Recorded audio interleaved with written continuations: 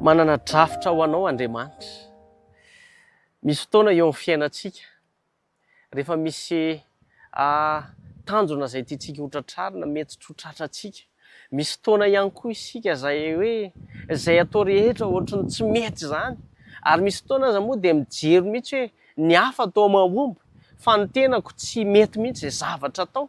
Ary mila ho kivy mihitsy, misy karazan'olona tratran'izany zavatra izany raha lasa napafy malala. Tsy haiko ianao fa izao io Andriamanitra ivavahantsika io dia manana drafitra sy tanjona tsara indrindra ho antsika izy io.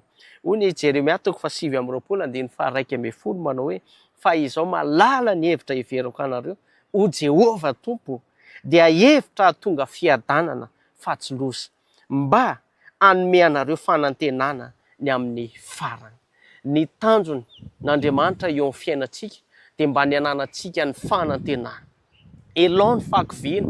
Mety ozy ianao hoe tsy tanteraka ny projeko, ny programa izay nieritreretiko satria ianao manana an'Andriamanitra dia hain'Andriamanitra izay asoanao, izay avavonjy anao fa zao matoki azy dia ampy anao ny fahasoavana, ampy anao izany rehetra izany ary aza adino leo Mateo 4:7 manao hoe fa katsao aloha ny fanjakany sy ny famariny dia hanampy anareo izany rehetra izany.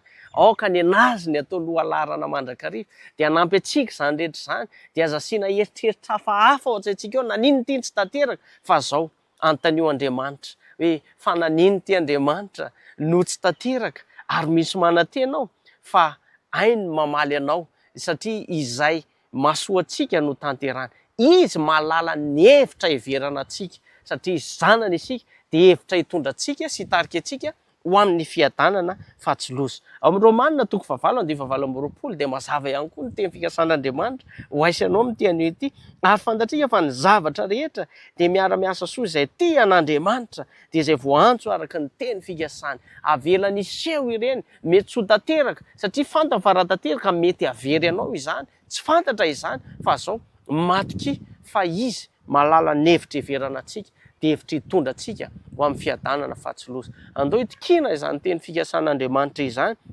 ary ataovy ao an-tsaina mandrakariva araka ny voalaza tamin'ny lohateny teo hoe manana drafitra ho anao io Andriamanitra io.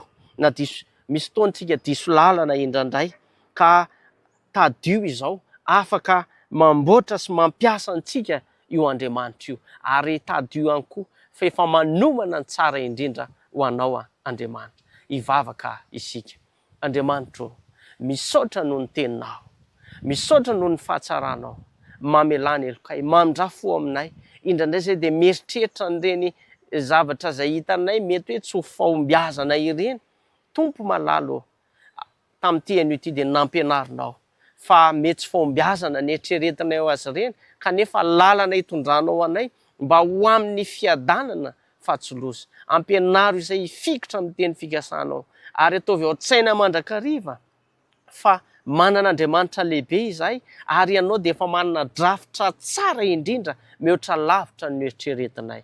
Koa tanterao aminay ny teny fikasanao amin'ny anaran'i Jesosy Kristy. Amen.